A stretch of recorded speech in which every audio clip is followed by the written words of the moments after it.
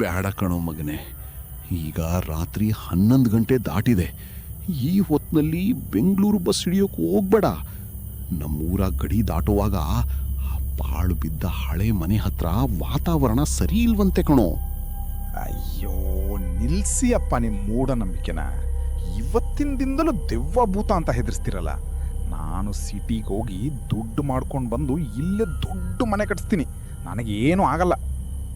ಮಗ ಹಠ ಹಿಡಿದು ಹೊರಡಲ್ಲಂತೂ ಹೊರಟ. ಸ್ಟಾರ್ಟಿಂಗ್ನಲ್ಲಿ ಅವನಿಗೆ ಹೆವಿ ಧೈರ್ಯ ಇತ್ತು.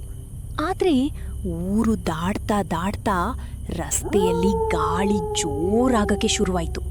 ಸುತ್ತಲೂ ನಾಯಿಗಳ ಅಳೋ ಸೌಂಡ್ ಕೇಳಿ ಅವನಿಗೆ ಒಳಗೊಳಗೆ ಸ್ವಲ್ಪ ನಡುಕ ಶುರುವಾಯಿತು. ಅಷ್ಟರಲ್ಲೇ ಅವನು ಕರೆಕ್ಟಾಗಿ ಆ ಊರ ಗಡಿಯಲ್ಲಿದ್ದ ಪಾಳು ಬಿದ್ದ ಹಳೇ ಜಮೀನ್ದಾರ್ ಮನೆ ಹತ್ರ ಬಂದಿದ್ದ. ಸುತ್ತಲೂ ಅಶುಭ ಮೌನ ಆವರಿಸಿತ್ತು. ಅವನು ಭಯದಲ್ಲೇ ಆ ಮನೆ ದಾಟೋಕ್ ಹೋದಾಗ ಸಡನ್ನಾಗಿ ಆ ಕಗ್ಗತ್ತಲ ಪಾಳು ಮನೆಯ ಒಳಗಡೆಯಿಂದ ಗಾಳಿಯಲ್ಲಿ ತೇಲಿ ಬಂದ ಹಾಗೆ ಅವನ ಸ್ವಂತ ಅಮ್ಮನ ಧ್ವನಿಯಲ್ಲೇ ಯಾರೋ ಕೂಗಿದ ಹಾಗಾಯ್ತು. ಗಣಿ, ಹೋಗ್ಬೇಡೋ ಮಗನೇ, ಗಣಿ. ಯಾರು ಅಮ್ಮ? ನೀನಾ?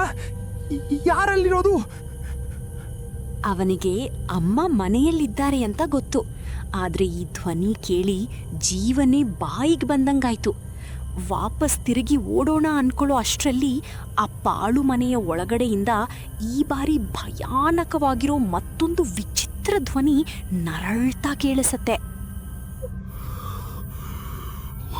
ಹೀಗೆ ನನ್ನ ಮಗನು ನನ್ನ ಮಾತು ಕೇಳದೆ ಹೋದ. ಇವತ್ತು ನೀನು ಬೆಂಗಳೂರಿಗೆ ಹೋಗಲ್ಲ. ಕತ್ತಲಲ್ಲಿ ಕಣ್ಣಿಗೆ ಕಾಣಿಸದ ಆ ಶಕ್ತಿ ಅವನ ಬ್ಯಾಗ್ ಎಳೆದಾಗ ಏನಾಯ್ತು? ಅವನು ಬಚಾವಾದ್ನಾ ಇಲ್ವಾ? ಮುಂದೆ ಏನಾಯ್ತು ಅಂತ ತಿಳಿಯೋಕೆ ಈವಾಗ್ಲೇ ಪೇಜ್ ಫಾಲೋ ಮಾಡಿ, ಪಾರ್ಟ್ 2 ಅಂತ ಕಮೆಂಟ್ ಮಾಡಿ.